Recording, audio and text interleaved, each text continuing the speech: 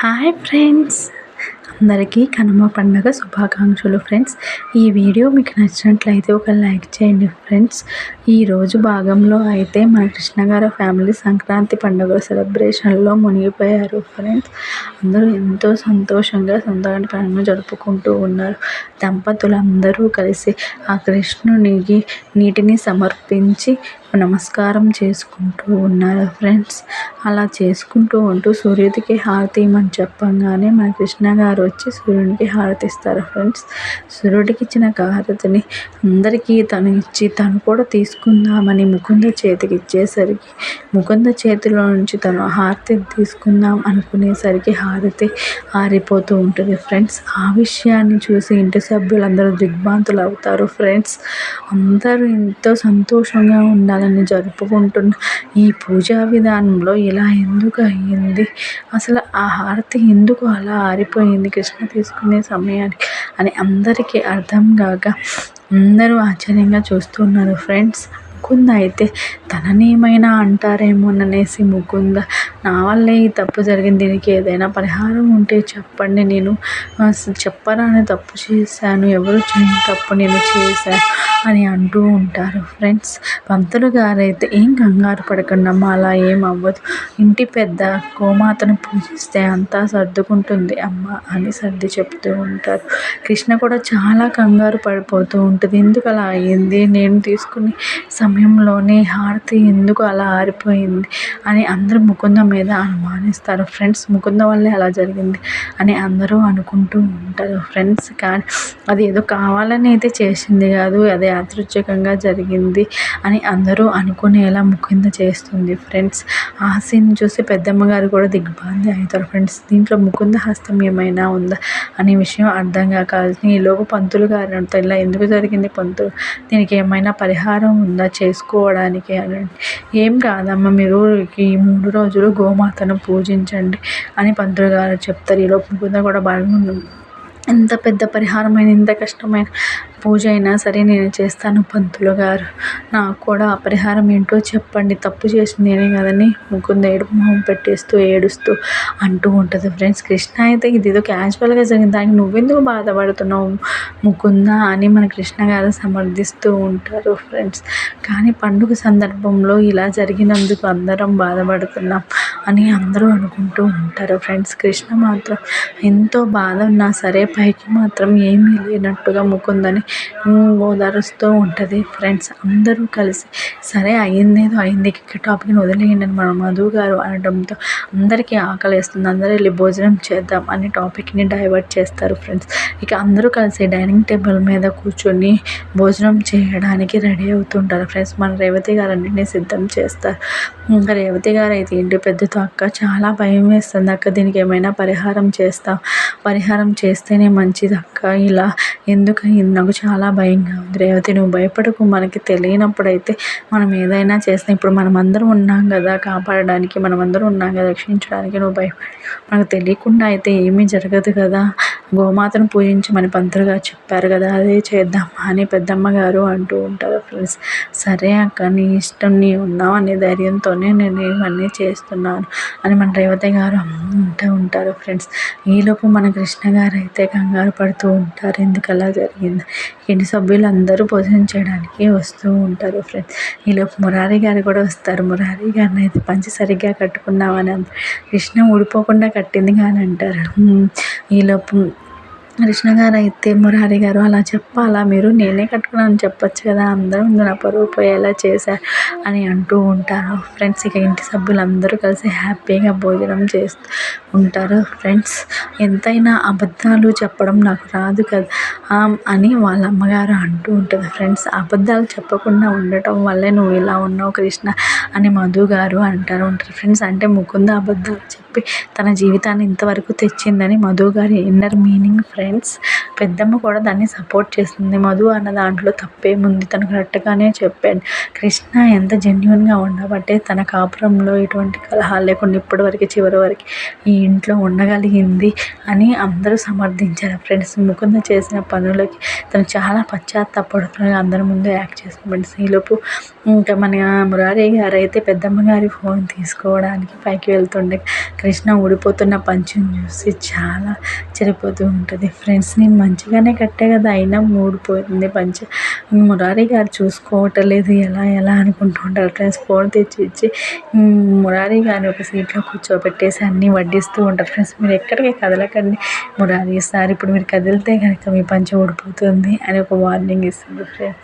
అందరూ కలిసి హ్యాపీగా సంతోషంగా తింటూ ఉంటారు. అందరూ తింటూ అయిపోయినా సరే మన మురారి గారు అయితే అక్కడి నుంచి లేచే పరిస్థితి అయితే లేదు ఫ్రెండ్స్. ఎందుకంటే లేస్తే పంచి ఊడిపోతుందేమోనన్న భయంతో మన మురారి గారు తిన్నా సరే మళ్ళీ కావాలి కావాలి అని అడుగుతూ ఉంటారు. ఇక ఈ సీన్ ఇలా అయితే కాదు అని ఇక మన కృష్ణ గారు ఎంటర్ అయిపోయి మన మురారి గారి పంచి ఊడిపోతుంది అత్తమ్మ, అందుకే తను అట్లా చేస్తుండు అని అస్సలు విషయాన్ని రివీల్ చేసేస్తాడు ఫ్రెండ్స్. దానికి అందరూ నవ్వుకుంటారు. ఏదో చెప్పచ్చు కదా మురారి, నువ్వెందుకు నాన్న ఇబ్బంది పడతావు, మేము చూసుకుంటాం కదా అని పెద్దమ్మ గారు కూడా సపోర్ట్ చేస్తూ ఉంటారు ఫ్రెండ్స్. అదేం లేదు పెద్దమ్మ, చెప్దామని అనుకున్నా, మళ్ళీ భోజనాల్లో డిస్టర్బ్ అవుతుంది ఎందుకు అని నేను చెప్పలేదు పెద్దమ్మ.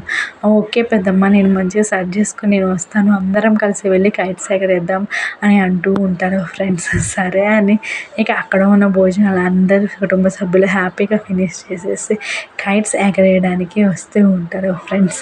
ఆ ఫన్ని చూసి ఇంటి సభ్యులందరూ నవ్వుకోలేక అయిపోతారు ఫ్రెండ్స్. పండగ రోజు ఇటువంటి ఫన్ని క్రియేట్ చేసి మురారి గారు కృష్ణ గారు ఎప్పుడు సంతోషంగా ఉండాలి అని కుటుంబ సభ్యులందరూ వాళ్ళకి బ్లెస్సింగ్ ఇస్తూ ఉంటారు ఫ్రెండ్స్. ఎప్పుడు మీరు నవ్వుతూనే ఉండాలిరా అని అంటూ ఉంటారు ఫ్రెండ్స్.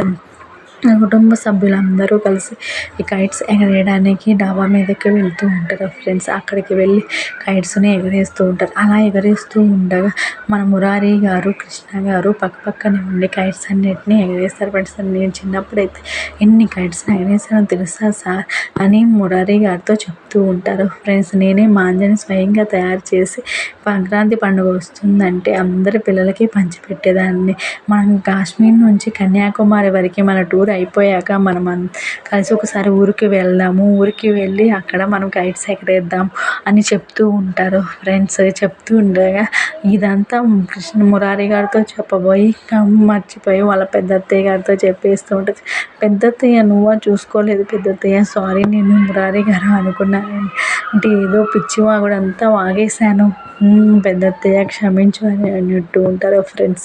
అదేం లేదులే, నువ్వు మంచిగానే చెప్పావు కదా, నీ మనసులో ఉన్నదే కదా చెప్పావు అంటారు. ఈలోపు మళ్ళీ మురారి గారి పక్కకి వెళ్ళిపోయి అయ్యో సార్ ఇప్పుడు ఏమైందో తెలుసా, మీకు చెప్పాలనుకున్నాను మీ పెద్దమ్మ గారికి చెప్పాను అని అంటూ బాధపడుతూ ఉంటారు ఫ్రెండ్స్. ఈలోపు మన కృష్ణ గారి కైట్ అయితే తెగిపోతుంది, అది ముకుంద వల్ల. అది చూసి మనం కృష్ణ గారు అయితే చాలా బాధపడతారు. సారీ కృష్ణ, నేనైతే కావాలని అయితే ఏమీ కట్ చేయలేదు, అది క్యాజువల్గా జరిగిపోయింది అని అంటుంది. ముకుంద చేసే ప్రతి పని ఎందుకు అలా జరుగుతుంది, తను కావాలనే చేస్తుందా ఏంటి అని అందరికీ డౌట్ వస్తూ ఉంటుంది ఫ్రెండ్స్. ఇక పెద్దమ్మ గారు అయితే మన కృష్ణ గారిని మురారి గారిని ఇద్దరిని ఎంకరేజ్ చేస్తూ బాగా ఎగరేయండి అని ఎంకరేజ్ చేస్తూ ఉంటారు ఫ్రెండ్స్. నాది తెగిపోయినందుకు చాలా బాధగా ఉన్నాయని మన కృష్ణ గారు వెనక్కి వెళ్ళి నుంచుంటారు ఫ్రెండ్స్. అయినా మన కృష్ణ గారు అయినా నేనెందుకు ఖాళీ ఉన్నాను, నేనెందుకు ఊరుకోవాలి అని మన మురారి గారి దగ్గర ఉన్న కైట్ని లాగేసుకుని తను ఎగరేస్తూ ఉంటుంది ఫ్రెండ్స్. అలాగే అందరూ చాలా ఫన్నీగా ఫీల్ అవుతూ ఉంటారు ఫ్రెండ్స్. కానీ మురారి చేసి ప్రతి పనిలోనూ గమనిస్తూ ముకుంద కావాలనే చేస్తుంది అనే అనుమానం కృష్ణలో కూడా వస్తుంది ఫ్రెండ్స్. ఎందుకు అలా చేస్తుంది, ముకుంద కావాలనే చేస్తుందా, కానీ ఏ ఆడపిల్ల అలా చేయదు కదా, ఇన్ని అవాంతరాల తర్వాత కూడా మళ్ళీ అదే పని చేయాలి అనుకోదు కదా అని మన కృష్ణ గారు అనుకుంటూ ఆలోచిస్తూ ఉంటారు ఫ్రెండ్స్. కానీ కృష్ణకైతే ఈ విషయం ఏమీ అర్థం కాదు. ఎందుకు అలా జరుగుతుంది, నేను ఎంత మంచిగా ఉన్నా సరే నాకు ఎందుకు చెడు ఎదురవుతుంది అని కృష్ణ గారు ఆలోచిస్తూ ఉంటారు ఫ్రెండ్స్. ఫ్రెండ్స్. తను కైట్ తెగిపోయిందని మురారి గారి దగ్గర ఉన్న కైట్ని తీసుకుని మరి చాలా హ్యాపీగా తను ఎగరేస్తూ ఉంటుంది ఫ్రెండ్స్. తన మూడ్ని చేంజ్ చేసుకుని ఈలోపు రూమ్లోకి వచ్చేసి ముకుంద గురించి ఆలోచిస్తుంది. ముకుంద నిజంగా మారిందా, కావాలేమన్నా యాక్ట్ చేస్తుంది, ఏం అర్థం కావటం లేదు. అందరి మనసులోనూ అదే డౌట్ ఉంది. ప్రతి విషయం ముకుంద మీద డౌట్ వచ్చేలానే జరుగుతుంది. మరి ఏం చేద్దాం అనే విషయం అర్థం కాక కృష్ణ గారు ఆలోచిస్తూ ఉంటారు ఫ్రెండ్స్.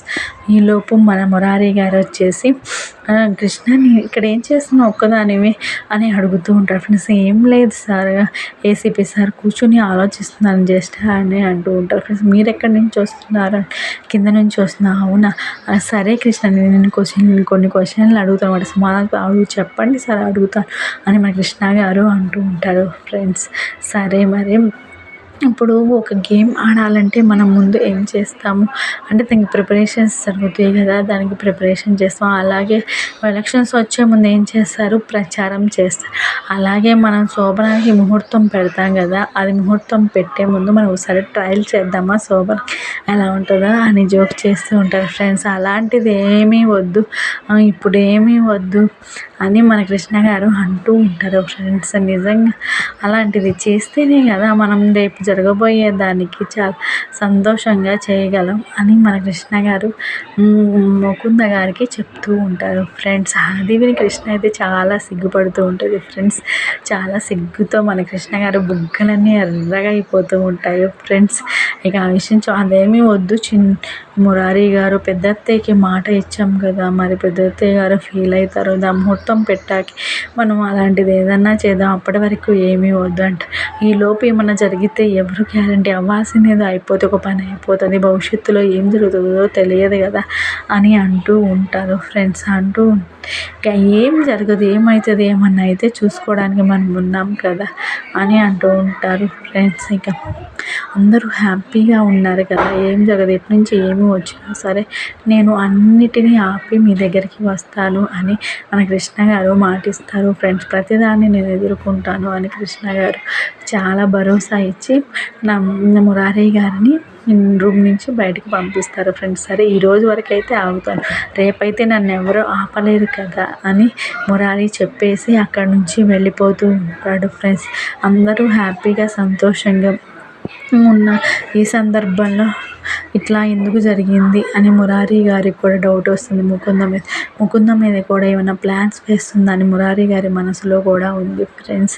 ముకుంద మీద పూర్తిగా అయితే అనుమానం పోలేదు అని నాకు అనిపిస్తుంది ఫ్రెండ్స్. అందుకే ముందు జాగ్రత్తగా కృష్ణకి అట్లా వార్నింగ్ చేస్తున్నట్టుంది.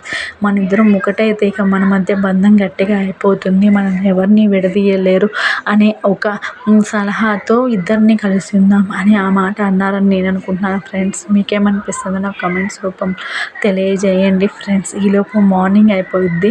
మన కృష్ణ గారు ముగ్గు వేద్దామని పాపం రూమ్ డోర్స్ తీసేసి ముగ్గు వేద్దామని వాకిల్లోకి ముగ్గు గిన్నె పట్టుకొని వచ్చేస్తారు ఫ్రెండ్స్. కానీ ఆలోపే ముగ్గు వేసేసి కలర్స్ వేసేసి నీట్గా రెడీ వాకిలి రంగు సిద్ధమై ఉంటుంది ఫ్రెండ్స్. అది చూసేసి మన కృష్ణ గారు ఆశ్చర్యపోతారు.